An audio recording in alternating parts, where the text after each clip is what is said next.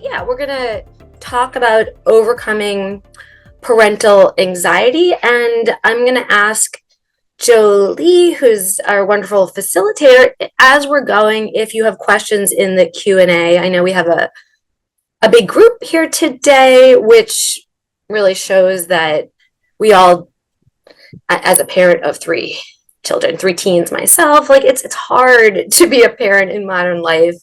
And I'm glad that we're here together. And so as much as we can make it interactive and I could get through the material, but also answer some questions as we go, feel free to include them in the chat. And then any questions we don't get to, because in general, there's always more questions than answers, but that's okay. We're going to move through the uncertainty together.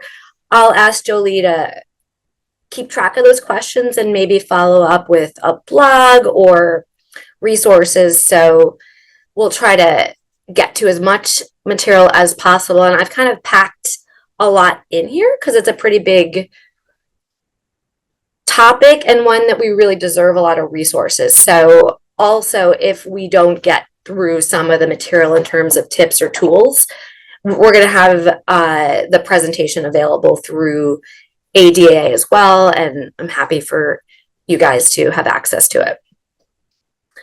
So, this was, I guess I don't have the date here, but pretty recently when the Surgeon General's warning around parents and parenting under stress came up, it just showed something that I think a lot of us are feeling in terms of drowning in the many different stressors of being a parent, and for it to be acknowledged as a true chronic health concern that has implications for well-being, for longevity. So I kind of jokingly, is parenting the new smoking? So in identifying that there's a concern, it's number one, I think, really validating, and something that we're going to talk about throughout this presentation in terms of self-compassion as one of the tools in the toolbox. And it's easy to be self-critical as a parent and to feel like it should be easy. This is something that we just do over time. People have children, they are able to be parents. Like, what is wrong with me that I'm struggling so much? So if nothing else, to normalize that modern life and parenting is complicated is something that if we could each take a moment to lean into, and I think applaud ourselves for being here together, trying to figure out a way forward that gives maybe some stress reduction and allows for more joy. Because at the end of the day, it's the love and it's the deep connection that we feel that is the flip side of the stress and the anxiety of wanting so much to protect and to allow for good things to happen. Yet, so many things being not actually part of our control is a very rigged, complex situation that we as parents, or if you're here as a provider supporting parents, everyone is welcome to kind of engage on this really important topic. So when we look at what are the top concerns that modern day, this was in 2022, that parents have that as a source of stress, worries about their children, their mental health. So worrying about if their children, either are they struggling with anxiety, depression, or being bullied. So less so, although of course getting in trouble with the police or something physically dangerous happening is still concerning for parents, but really worrying about your child's mental health and well-being is a major source of stress for parents. And I'm sure it's something that a lot of us know firsthand. And so when it comes to decreasing parental anxiety, especially on that topic of worrying, seeing your kids struggle or worrying that they're maybe missing out on some important part of their life. There's, the old expression, like you're only as happy as your least happy child. I probably got that expression a little bit wrong, but the point is, like, we, as parents, we're wired to feel what our children feel so that we can protect them and tend to them and look out for them. But just sometimes in modern life, those mirror neurons are really activated with things that aren't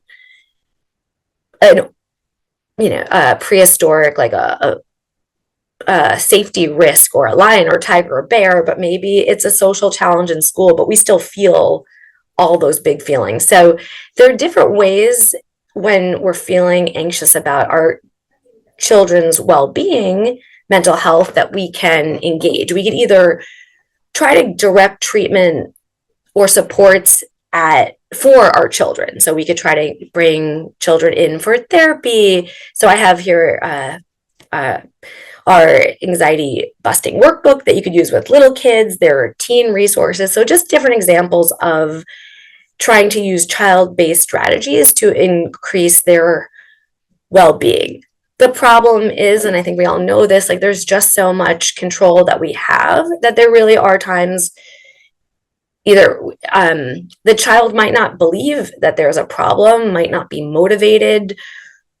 It might take some time for them to have some intrinsic motivation.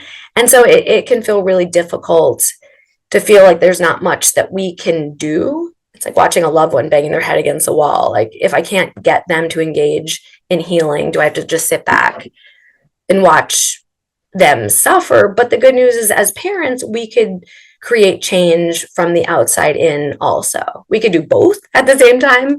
In a perfect world, if your child is struggling with a mental health concern, you can engage them in therapy, give them resources. You could also provide yourself with support and coaching and how to do change from the outside in, but we don't live in a perfect world. So wherever you start is a good place to start. Given today, this presentation is for parents. I'm doing a time check. Oh, we're totally good with time. I'm going to kind of focus on from the parent outside in approach, because that's who's here today, and that's what brings us together.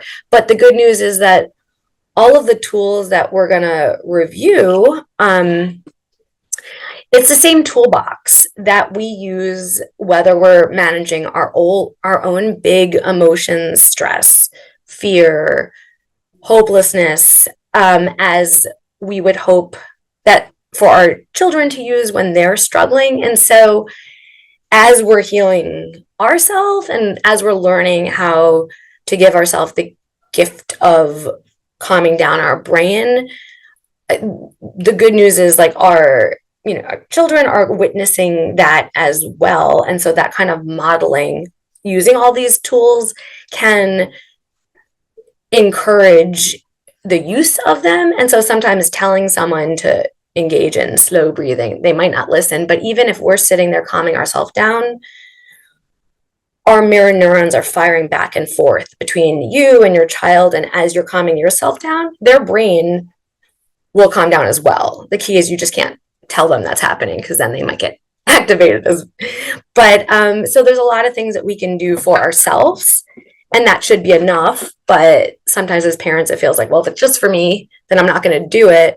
So maybe if I remind you that if by learning how to give yourself the gift of maybe more fine-tuned emotional regulation, you're also giving your child that gift as well. So sometimes we'll do things if we know our children will benefit from it, and your children will definitely benefit from giving yourself a toolbox. And you actually have this toolbox already, but kind of determining which of the tools could use maybe like some brushing off the dust. Maybe actually you have the tool, but just remembering when to use it. So in our parenting Overcoming Parenting Anxiety book, it starts off with this, we call it a balanced parenting scorecard. So it's sort of different well-being tools.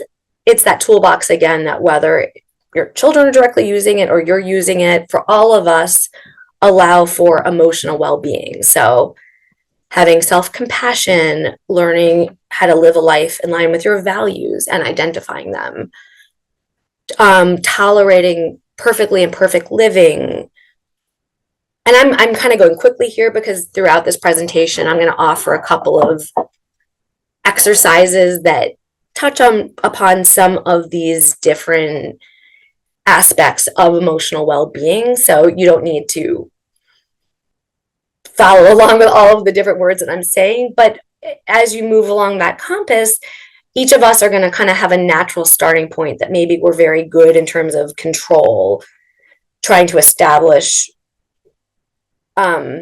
aspects of controlling, like making sure that the kids go to bed by 8, but then maybe when things are out of control, of like they refuse to wear their coat, that's where we fall apart. Or maybe we're better at valued living, knowing what our goals are, but it's harder to be mindful of engaging in the moment. So none of us are, what I do know is none of us are going to be perfectly fine-tuned in all of these different components of emotional well-being, and at different times in life we'll need a little bit more brushing up on some versus the other. So this tool is available, I think, through New Harbinger has like free handouts with the book that I just showed that you could access. Also on my Light on Anxiety website, we have this balanced parenting scorecard that you're welcome to fill it out, and it'll kind of let you know what areas you deserve maybe a little bit more well-being and support.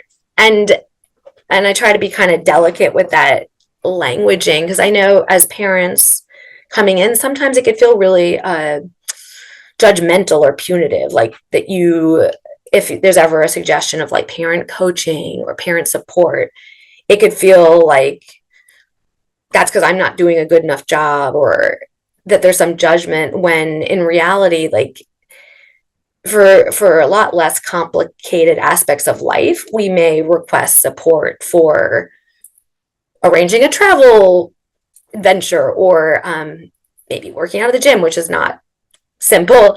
So getting some support, some parent coaching is really a gift. But as parents, it could also feel, because of the self-criticism we have a tendency to engage in, like something I just need because I'm not doing a good enough job. So I could say that once, but it's going to take a little while for all of us, I think, to move from self-criticism to self-compassion. So it's just kind of being gentle with all of these concepts. Dr. Kissen, yeah, I've been asked a couple of times about resources, so I just thought I'd slide this in now. If you're willing to share some links to resources that I can send everyone after the presentation. 100%.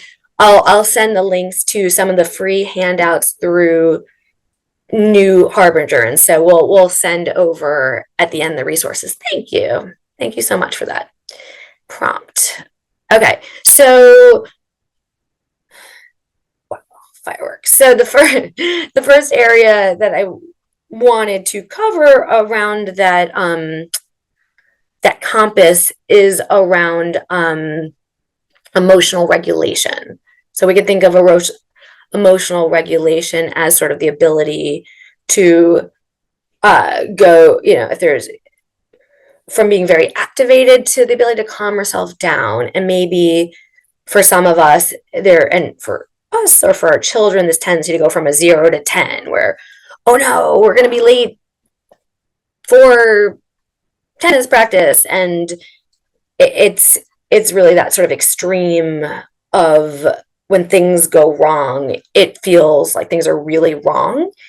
And we could work on adjusting the volume so it doesn't have to be such an extreme. What often happens though is if we there's some genetic link to if we do have really, if we're passionate, we have these big emotions. We also might have kids who, or some of our kids, maybe one of the two that have this tendency also to go from 0 to 10. And so this sort of emotional dysregulation cycle is very common in modern day parenting, where there's a stressful moment for the child, or it can be a stressful moment for you that becomes a stressful moment for the child. Maybe like getting in the car after school and like, oh, everyone's going over to this person's house and I wasn't invited and everything's awful. And sometimes they may really kind of dump, they want to kind of share all of the hard, bad stuff because it feels like if I could just say all these things out loud, then I could feel better. If I could get you to feel bad, at least I'm kind of passing the hot potato. And sometimes as parents, we might do a thing of like, how was your day? Do a thing of, so I would just say if you have a kid who their first how was the day is going to be to point out all the things wrong, like finding a different ritual of getting in the car and like joke of the day, something different, because it's such a natural question of like, oh, how was your day? But it could definitely be of a tired kid, a hungry kid, you're tired and the fireworks start. So this emotional dysregulation cycle where one of you guys is stressed and then has a big emotion, let's say the kid has a big emotion, but then tries to get you like, you know, you said you were going to make a play date and you never made the play date and now I don't get invited to anything and it's all your fault. And then you may get reactive, like I've tried, you keep, every time I ask you for plans, you keep, it's funny to do this whole thing as the fireworks are, it's kind of a satisfying experience, seeing the fireworks and acting out this common experience that might happen. So they're going to try to get a response from you because it's really quite, you get a short-term decrease in stress when you could get someone else to have that reaction. All of a sudden now they're kind of watching you lose your cool and they're not feeling as uncomfortable in their own skin. So we kind of give them, when we lose our cool, we then give them temporary release, but then they didn't learn resilience of how to handle that moment. So not only is it uncomfortable, but also they just got like a freebie of having to learn to manage. Like sometimes it's gonna feel hard to miss out on something, and we're gonna find other moments to engage, and that's just kind of gonna happen in life.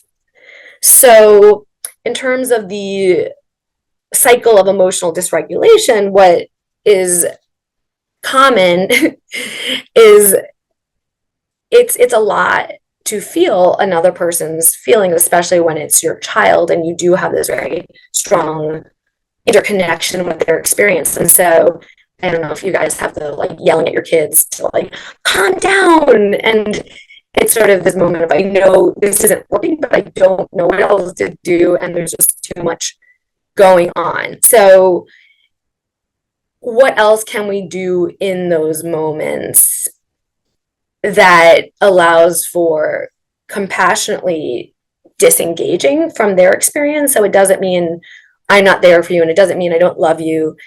It just means by trying to kind of get in there with you in this situation, it's just going to get messier for everybody. And so I wish you the best and I love you, and I'm kind of like gonna focus on like calming myself down in this moment. So I call this emotional regulation for two. And so once again, not because we're telling them in this moment, okay, just want to take a gentle breath, just take a deep breath. When someone's really activated, when they're above a 7, 8, 9 out of 10 of emotions, that's just going to probably make them more angry anyway, but at least you could do it for yourself. And I think it's something that we could practice right here together for 1 minute of slow breathing. And just a couple of disclaimers about slow breathing is sometimes within mental health even, or in popular pop psych, we talk about like take a deep breath, and there are ways that we can take a deep breath that are actually going to overactivate our body. So it's really about taking like a slow, gentle breath that we're sending a signal through our body to our brain, which is part of our body, that the coast is clear. So when we're when we're really anxious, the fight, flight, freeze response is getting us ready for our sympathetic nervous system, that like we got to fight a lion, or which I don't know, or flee a burning building. Like there's a very real emergency to tend to. But in modern life, you're in the car and your kid's like yelling that you messed up their social life by not planning play dates. Like it's not the kind of emergency that we need all this extra fuel pulsing through our body, but our brain is really meant for survival. It hasn't evolved so much that it would rather a false alarm of like, okay, there's something really wrong and I'm going to pump up. You need all this oxygen and your blood flow needs to move to your arms and legs. All these things happen so that we can be really powerful, but it's really uncomfortable if we're just trying to drive and calm down. So when we calm down our body, we're sending a signal to our brain, the coast is clear. So I have this little brain saying like, I guess everything's okay. Otherwise, why am I taking such slow, gentle breaths? And when we're taking all these big breaths, it's sending the signal like, wow, I need so much fuel because there's something truly dangerous happening. So once again, this is a free worksheet that's in the Teen Rewire Your Anxious Brain for Teens, but we also have it in the parenting book. Not saying this to sell the books, but just to point out, like, it's kind of encouraging to realize that we don't need 100 different tools that each of us are using differently. Like, it could be simple and we could all be doing the same things. It's just at different moments that we might be using them. So to practice slow, gentle breathing, what we're going to want to do is, and this exercise here says practicing 5 minutes twice a day. I would say if you could just even do like 3 rounds of this, if you could get in 1 round of it, like we're going to, you every little baby step is good. So sometimes we could get a little more in, sometimes we could get a little bit in. That's okay. So what we're going to do is we're going to breathe in through our nose, and then we're going to count to 3, and then we're going to hold our breath and for 3, and then we're going to breathe out through our mouth for 3, and then we're going to hold our breath for 3. And we'll just do that for 1 minute, and I will kind of let you guys know. I'll try to keep track. I will keep track of what a minute is. And so for sometimes this visual can be helpful too. If you're someone who like enjoys, it's helpful to kind of remind yourself what you're doing. So we'll practice this for 1 minute, and then we'll kind of check in after that. Okay, starting now.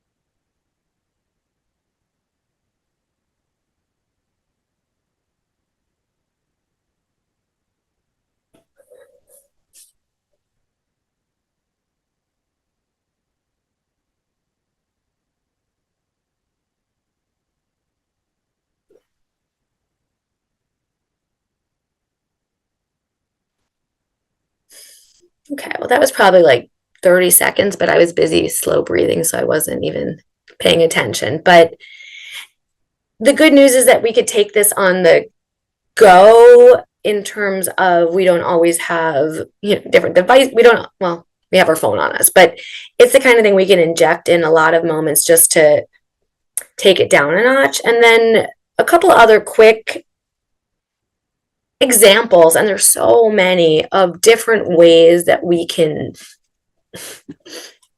come I use the example of it's like a computer with 20 windows open, that maybe people actually do better things when their computer is frozen. I just reboot it and hope eventually it'll work out. So moments that we're gonna reboot from that really hot moment, that doesn't mean that we've fixed anything. We haven't changed anything. We've just calmed ourselves down enough that then we could choose how to proceed forward. And that choosing after that could mean putting on headphones. It could mean I'm gonna deal with this another time, but at least we can make a choice of how to proceed versus just allowing our emotional reactions to run the show, which we do want to happen when there's a really big danger. If the building is on fire, you don't want to, the point is that when there's a very real emergency, it's not a time to take your time and think, but you really want that automatic instincts to take over.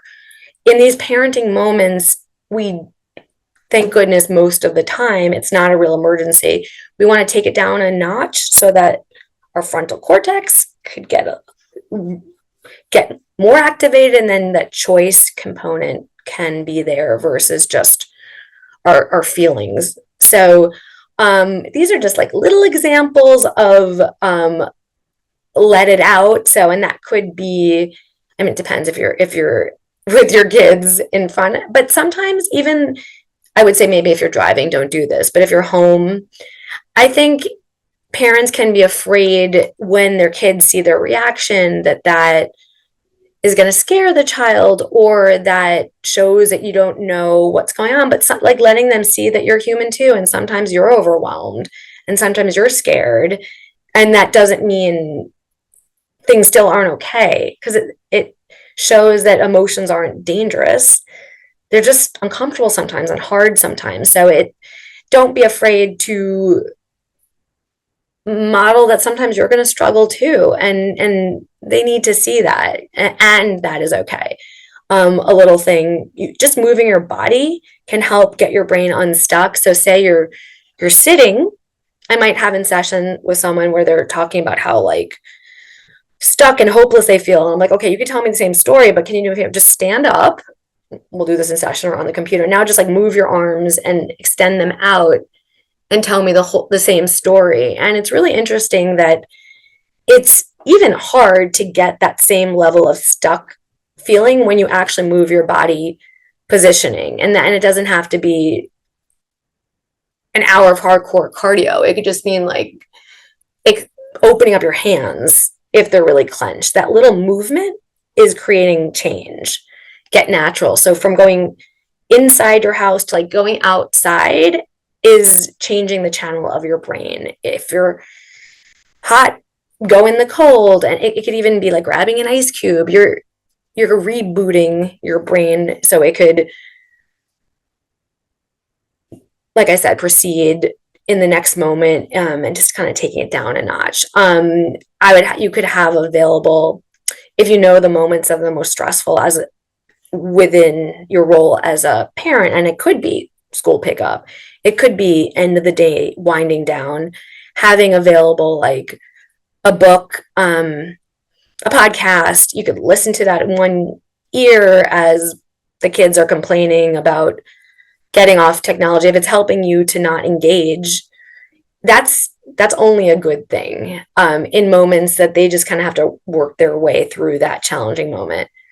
Cleaning up, so using that energy, like we can't control everything, we can't create the order we want in our kids' life, but maybe we could put the covers on the water bottles, which is always very stressful for me to find the right cover for the right water bottle. So like using that moment of like, no, I can't control this, but like, what can I control? There are a few things I could maybe control that could make life a little smoother. Getting groovy. So just music in terms of getting unlocked from that moment. Once again, you didn't solve, your kid is still upset that they didn't get invited to the party. And in a calmer moment, there may be something going on. Perhaps there's some social skills group that could benefit them. Perhaps they're being a bully. Like it doesn't mean it's nothing. It just means like that's not the moment to figure it out. But there may be something to work on, and that's okay. So I'm gonna just do a tiny time. Well, or I don't know, Jolie, any questions that just one Yeah. that we could address at any time. It was early on. What age range is the anxiety busting workbook for kids intended? It's so cute. I have to say the New Harbinger like made the cutest pictures. So it's really like you name your anxiety, like you have different anxiety guard dogs, and it would be great for it could be as young as like 5, 6. But I've used exercises with adults too. In fact, like I'm just gonna go forward a little bit too, and I'll work my way backwards. But um, we call here model perfectly imperfect living and like the get it wrong game. And this is something that we have in the kids book, but often when we find fun things for kids, that's probably going to be the best thing for adults because we don't get to have as much fun as them. So if you have, but it's definitely for young little guys, and each exercise requires a parent, requires you have an adult partner, so you're kind of doing it with them anyway, which is nice because we deserve to bust our anxiety too. So, okay, should I forge ahead? Yes. Cool. Okay, so kind of taking that emotional regulation on the go. So once again, the example of the kids yelling in the car, you could kind of create a log during the day because you're doing these little experiments to see what's working, what's not. You don't want to do this when you're driving, but you could kind of, maybe if you're home and like your child is crying like over their math and saying they don't know what they're doing and they need help, even though you kind of know they need help, but they really just want you to do it for them or with it, whatever is going on, noticing this initial reaction. What are the thoughts coming up in your head, and like how we call this distress level. So 0 to 10, like how uncomfortable, like a 9. And you know, they can do the math, they're just procrastinating by saying they don't know what they're doing. Maybe you're at a 9, and then practicing, okay, 1 minute of square breathing. Where are you at after that?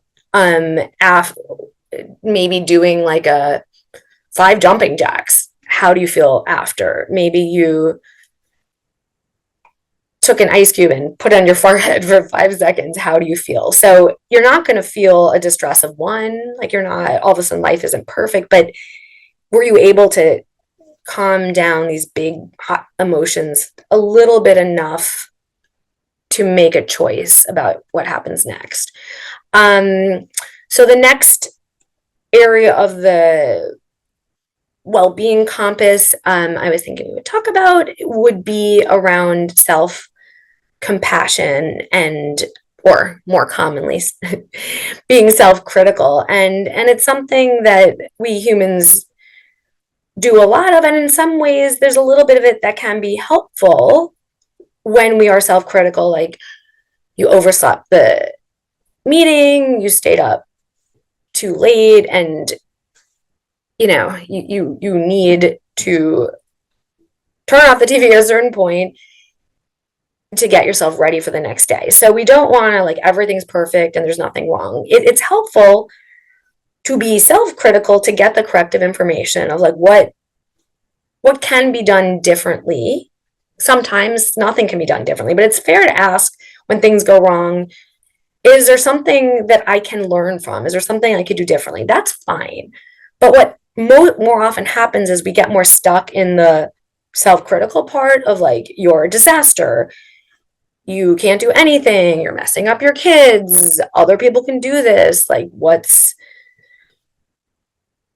you know, like it's hopeless. So where it can lead when we just more are stuck in the storm of self-critical thoughts is it becomes a very heavy weight that makes it a lot harder to take that next step forward to be more effective. So, but it could also be hard to give it up. So it could feel like I need to be hard on myself and maybe on my kids and maybe the world around me, because if I'm not so critical, they will become complacent, or I will just accept, and this isn't okay. So it feels kind of like all or nothing. If I'm not really harsh with myself, then nothing's going to change. And so there's kind of a trick our brain starts feeling about, like if we beat ourselves up, it's going to promote effective change.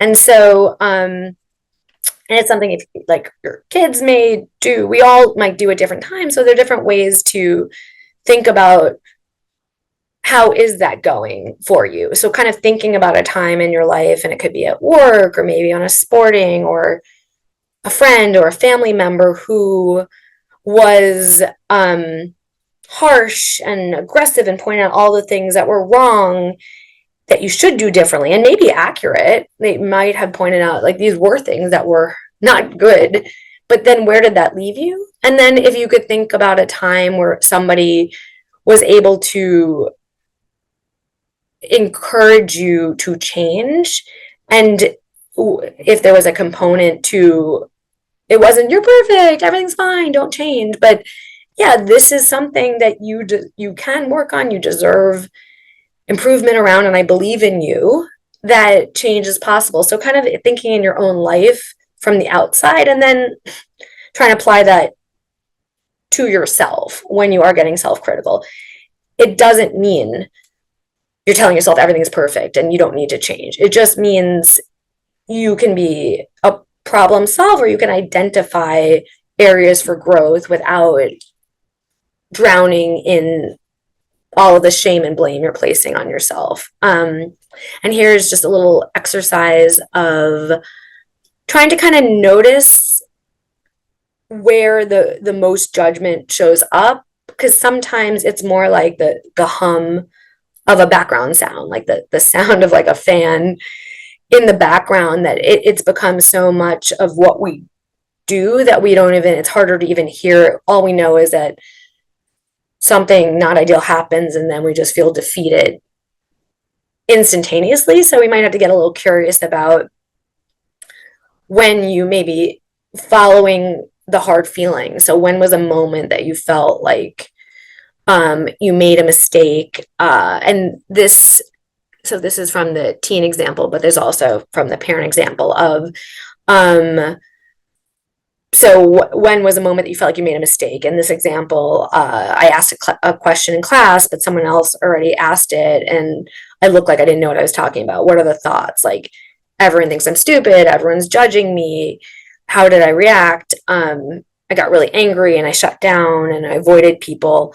And then you could from there say, like, what is there something differently that I would like to do? Okay, I was so busy making sure I understood the problem before that I wasn't listening. So I kind of got, maybe there's something you want to do differently. And then can you let that moment go? So it just takes, it sounds simple enough, like be kind to yourself, but it's really not simple because we've been doing this so many times that it becomes, our brains get wired to kind of automatically, when we forget something, lead to I'm a disaster and I'm going to always be a disaster. So we really have to kind of develop new mental grooves around it. It takes repetition to create kind of a new path when these moments happen.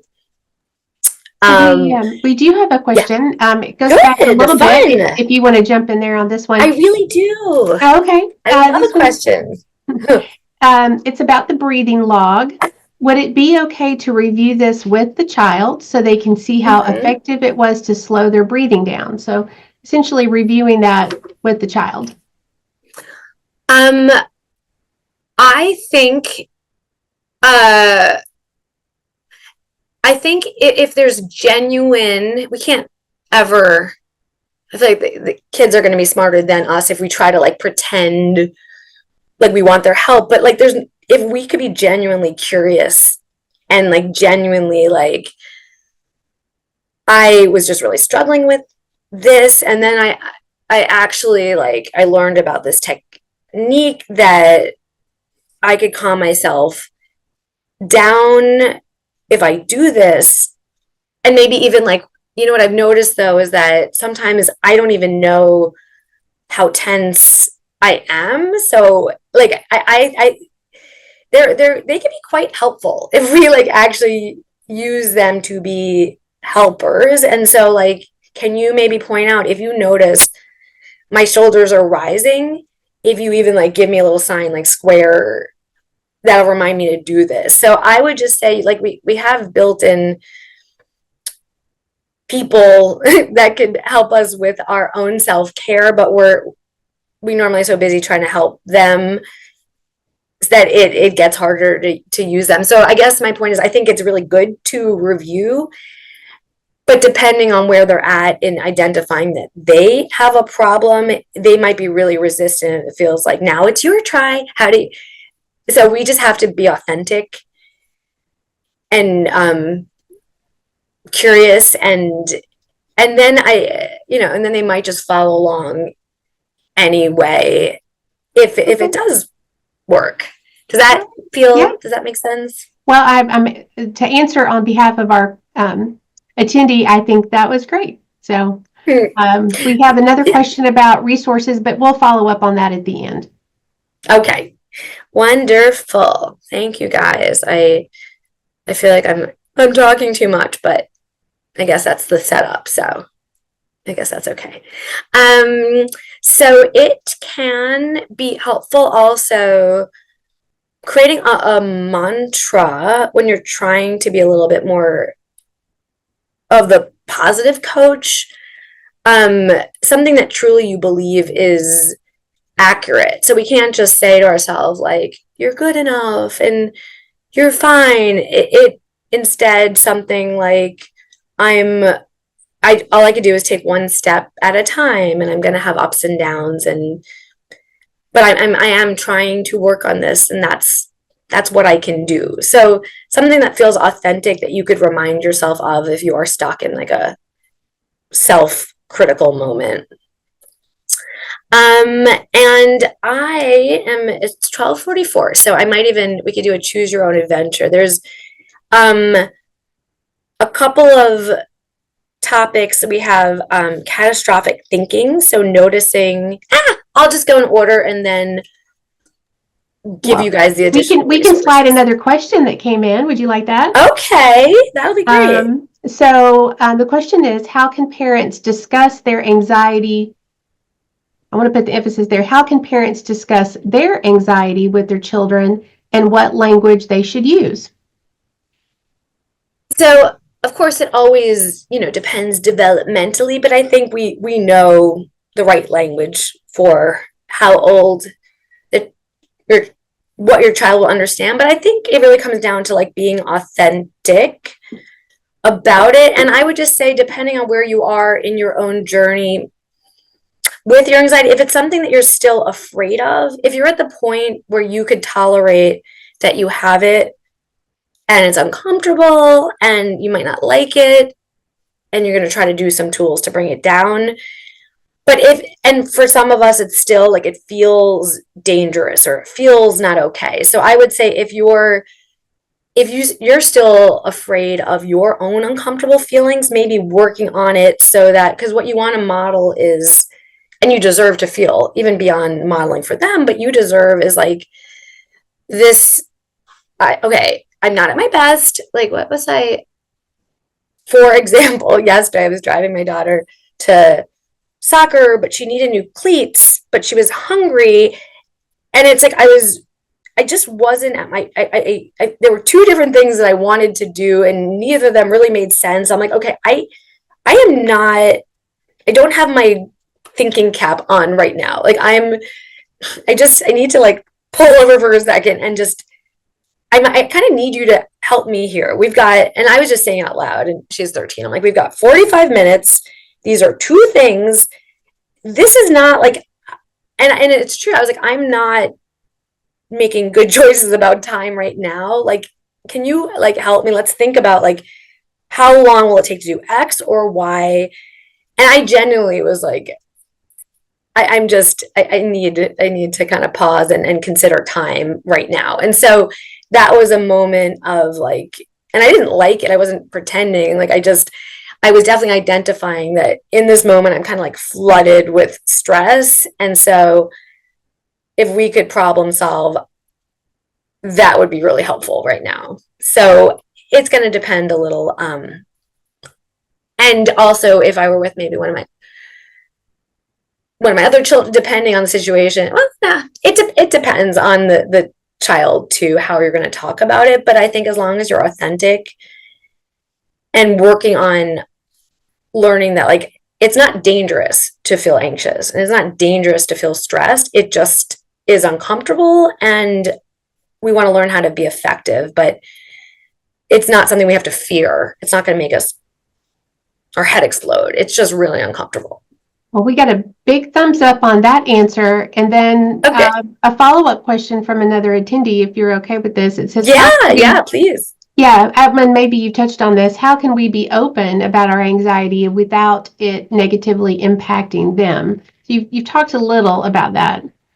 Open without negatively. And so, within that question, sometimes people are really afraid of, I think it's a fair game. Maybe we'll talk about catastrophic parental thinking. So sometimes we, all that love and all the things that we want for them, and it feels almost like we could break them, or we don't want to, there's definitely good enough parenting, and when or we want resilient kids that can handle that we're not always at our best, because they're going to have a boss that's not at their best. They're going to have a college roommate that's not at their best. And so say we got everything right all the time, they would not be set up for life. So, if we're trying, and we're trying to be good, and we care, and we're going to get things wrong, and then they have to cope with those things, life will have a lot more of those moments than the other moments anyway. So it's good practice. And so, in terms of, I don't know if the word was without harming my child, or without making it, I don't know if there's a word It harm was, or. how to share it without negatively impacting the child. Yeah, And the follow-up was to that is, I feel like if I share it, then they're going to start overthinking and think I'm unreliable, which right. affects their emotional health. So it feels like a cycle. Yeah, yeah. And sometimes we're gonna do things that negatively impact our children, and then once again they're going to learn to cope with that. We all are definitely going to do things sometimes that do that, and then they're going to learn good enough living and resilient living. And so sometimes as parents, we all have different catastrophic thinking patterns, and it a lot of it links into our own history and the hard moments that we have. So this is just an example of maybe if your child wasn't invited, your social fears for them, they were left out of the party. What if they get depressed? What if they ever feel unloved? What if they ever try to harm themselves? What if they never find happiness? What if they suffer?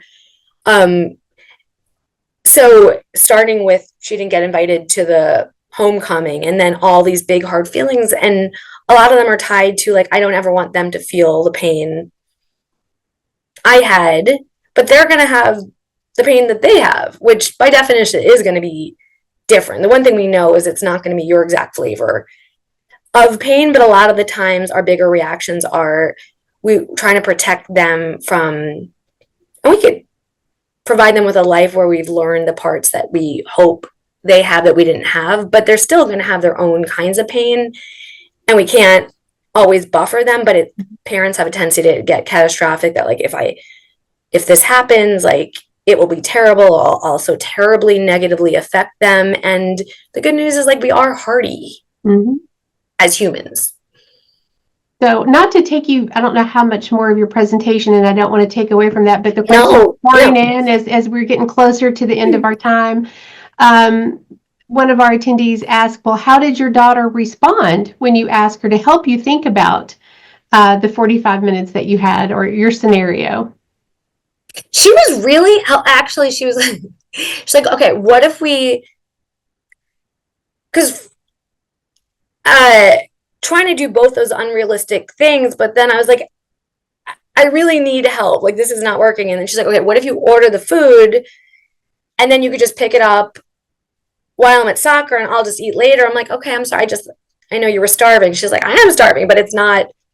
So then she said back to me, that's not, and I should have known anyway, it wasn't going to happen. But I think it helped when she had to offer. It's sort of like when we say, well, what would you tell a friend, versus when it's coming from yourself. So she was able to, we got to the place of, okay, we could really only do one of these things, and how about you just pick it up while I'm in soccer? I was like, that's a good idea.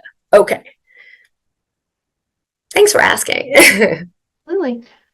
Okay, we've got about 3 minutes or so. Okay. Yeah. So 3 minutes, I think 3 minutes, 3 minutes. I think I will just focus on modeling getting things wrong and modeling facing your fears. So by kind of making a family culture of like that game that I showed of like practicing like every day, like what's the thing that we could tolerate getting out of our comfort zone.